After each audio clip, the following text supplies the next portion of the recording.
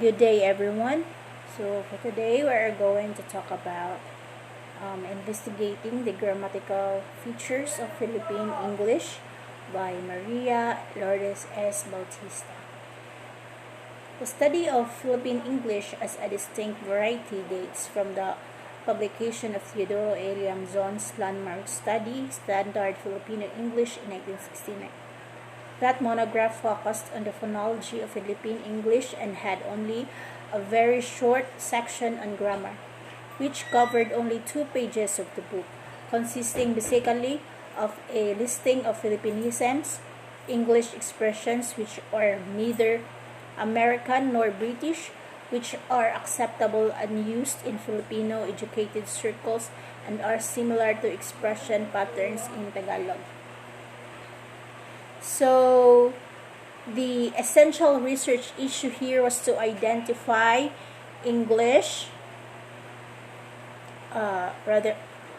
identify which grammatical features occur in ICE, FE, or I read it as ICE, FE, or Philippines, and to investigate their frequency of occurrence. In addition, because the Singapore, Hong Kong, and Great Britain corpora were ready to hand, the occurrence of such features in the Philippines corpus could be compared with their occurrence in the other corpora.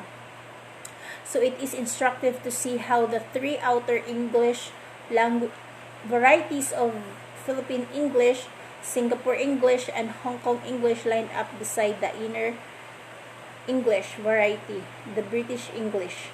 So it is worth investigating whether the 3 outer English varieties can be located on a coin in relation to the inner English variety. So the next slide is the presentation and discussion. So here, the first grammatical feature occur in Philippines is one of the plus singular noun.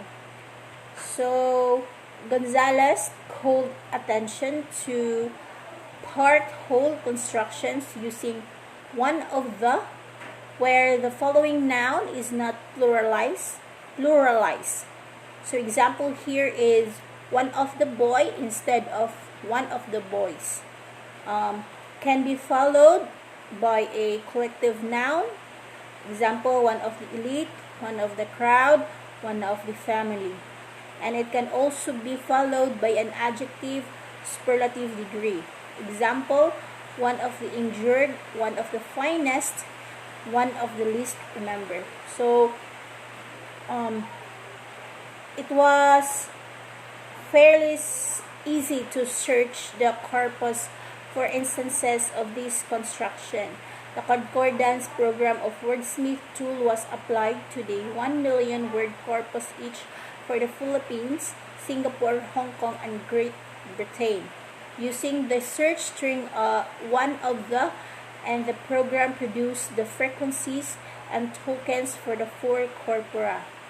So the concordance results show that the one of the plus singular noun construction does not appear quite often in the Philippines, Singapore, and Hong Kong corpora. This was not the case with the Great Britain corpus. No.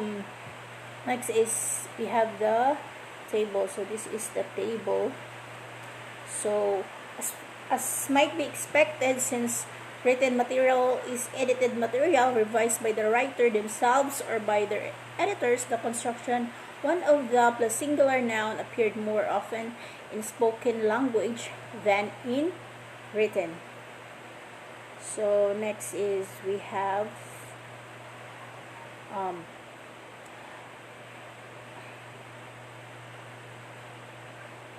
one question that might be asked here is why the construction one of the plus singular noun has become fairly prevalent in the 3 Asian Englishes. It should be noted that Schneider, investigating Malaysian English, also remarked on the feature of deleting nominal inflectional endings and gave the example, "I was one of the earliest victims of this. Is the present of the singular noun influenced by presence of the number one? Is it due to interference from the first language? For instance, the plural marker mga is optional in a phrase with isa or one. Isa sa tanong ko alternates with isa sa mga tanong ko, one of my questions. Note that this is one instance when the Singapore corpus shows slightly more deviation from the standard than the Philippine corpus. Thus, the issue of one of the plus singular noun may be worth further examination in the analysis of Asian Englishes." So next is we have the next grammatical feature, the majority. So problems with article usage for Filipino users of English have been noted in all the studies done of educated Philippine English. Generally, articles are problematic for second language learners of English. As Wales and Fick note in their book on academic writing for non-native speakers, 3 of the most common words in the English language are also 3 of the most difficult to use. We are referring to the articles a, and the. So, an easy way to test this problem area in grammar using a concordance is through the noun majority, which needs to be preceded by an article. Gonzalez has observed that in Philippine English, majority sometimes does not occur with an article, as in his example, majority of the participants, majority of the students favor the bill. So, the Philippines, Singapore, Hong Kong, and British corpora were analyzed using the word tools concordancing program with majority as a search word, and the results are as follow. So, this is the result of the majority in ice corpora.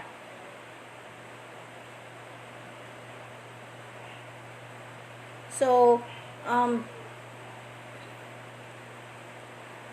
from the table, it is clear that the feature majority is most pronounced in the ICE Philippines data at almost double the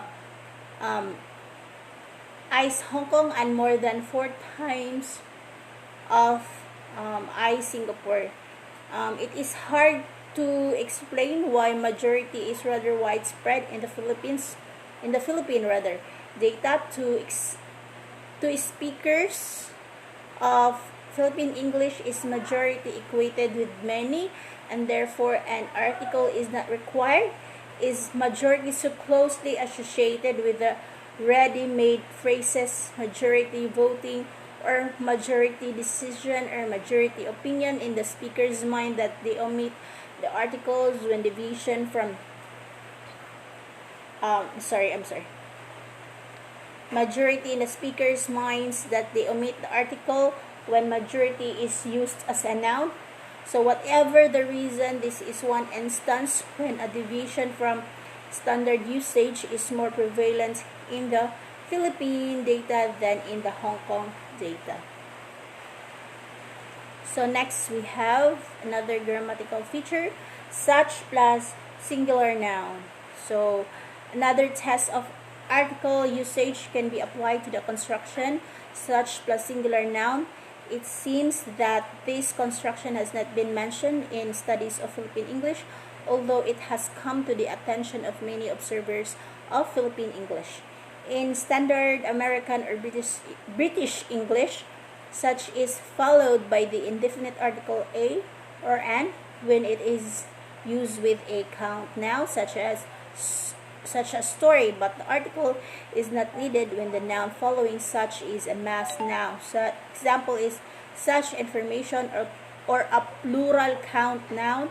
Example, such books, or when such is preceded by a modifier such as no, one, any, first. Example, no such proposal, one such proposal.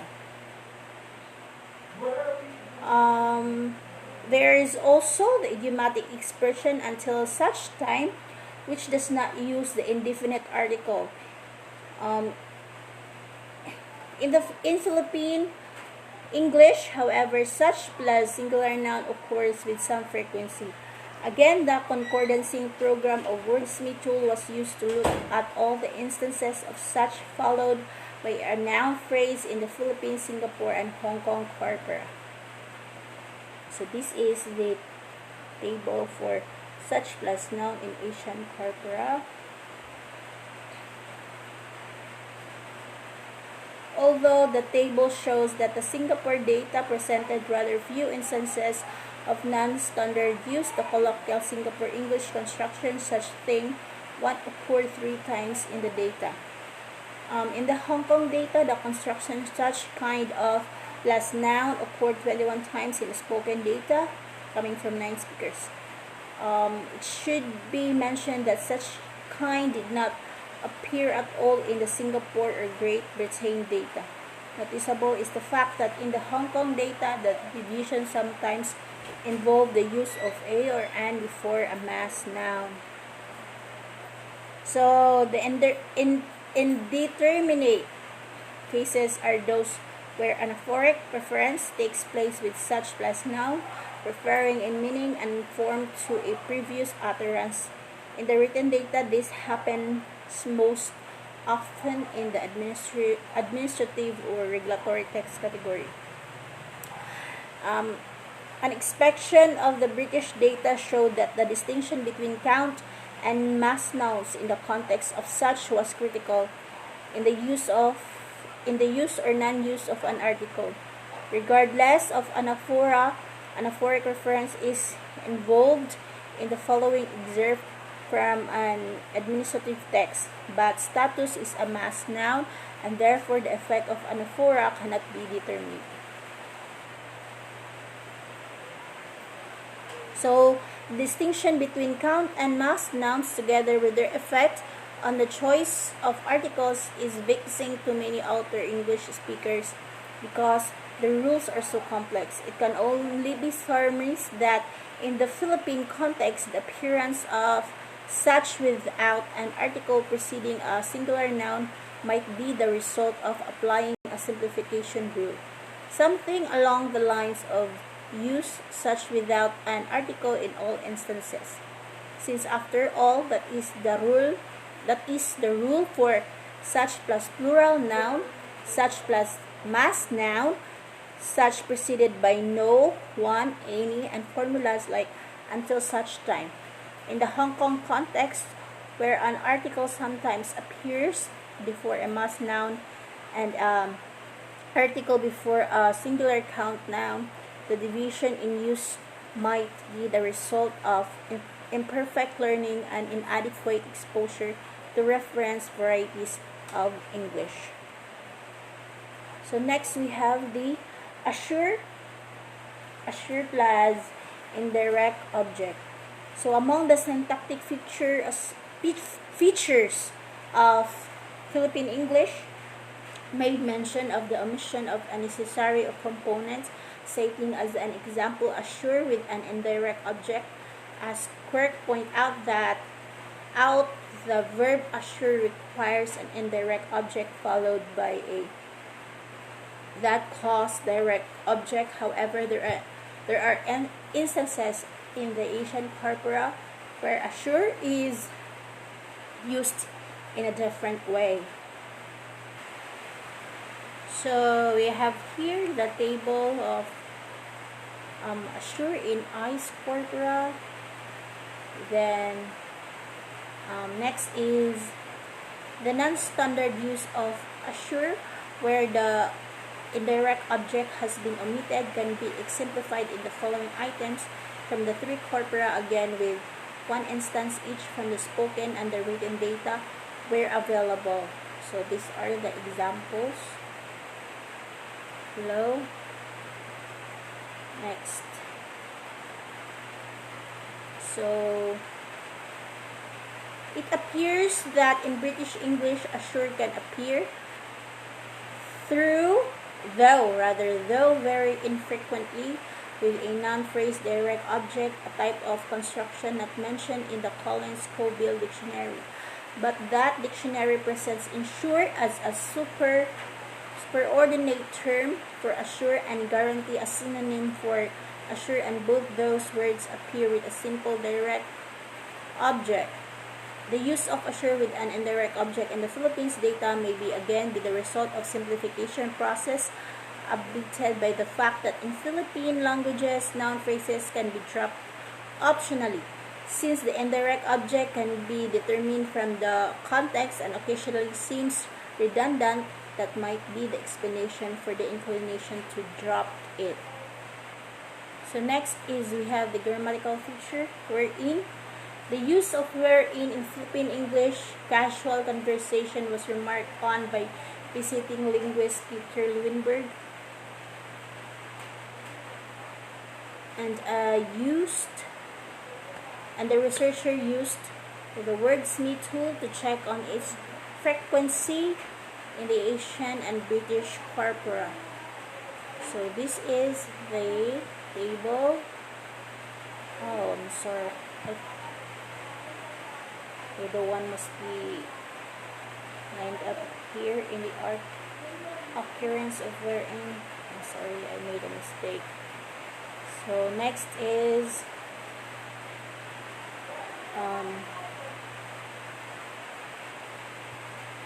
it appears that in British, where am I? Okay. The difference between the Philippine dataset and the other three datasets is truly remarkable.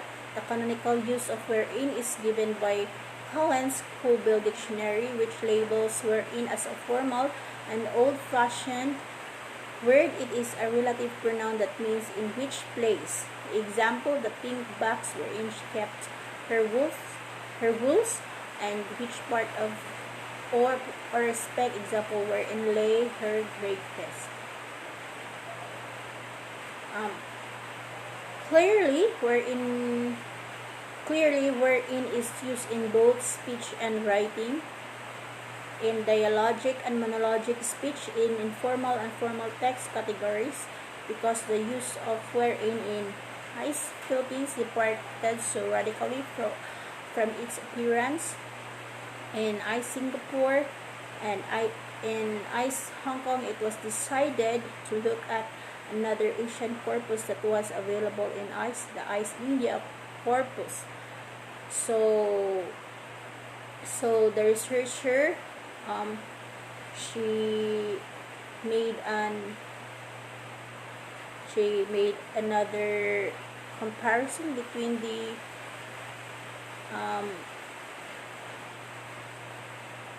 another Asian corpora, the ICE India. So clearly the distribution patterns for wherein in the Philippines and India corpora are very different, wherein in the India corpus appears in the more formal genres of the spoken and written subcomponents. Yes, so it means that the use of wherein in India appears more formal. Okay, so next is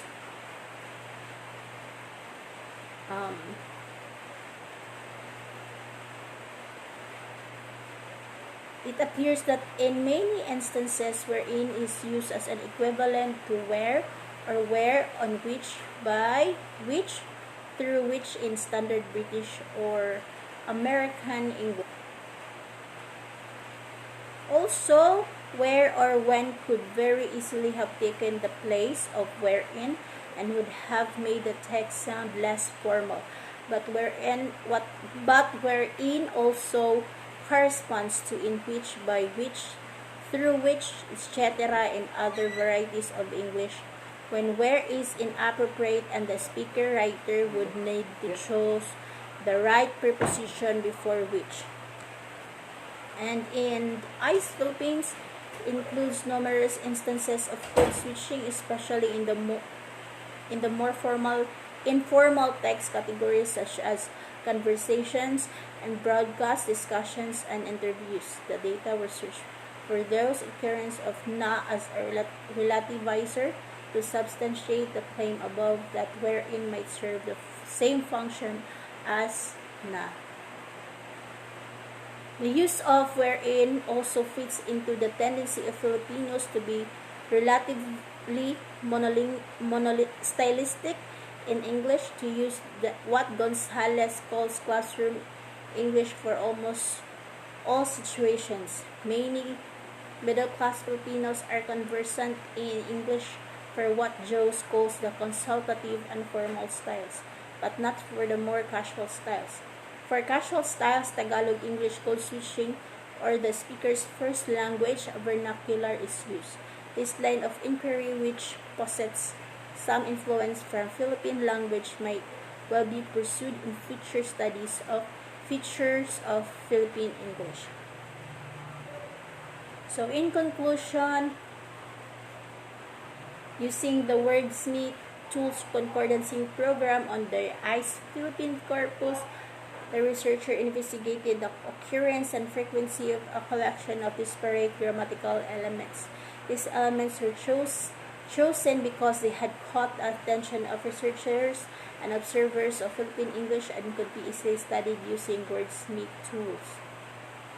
So, what appears critical in distinguishing Philippine English from other new Englishes is a feature that appears rather prominently in the Philippine English but not in Singapore or Hong Kong English. So the use of wherein as an all-purpose connector equivalent to where, when, in which, by which, and through which in all genres, especially in casual conversation.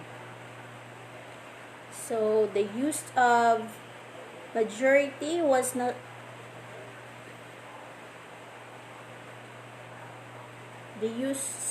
so next is majority. So was noticeably more frequent in Philippine English than in Singapore English or Hong Kong English. Together with wherein this construction can also be said to be distinctive or Philippine English. However, it is not clearly exactly why the word majority is often not preceded by an article in Philippine English.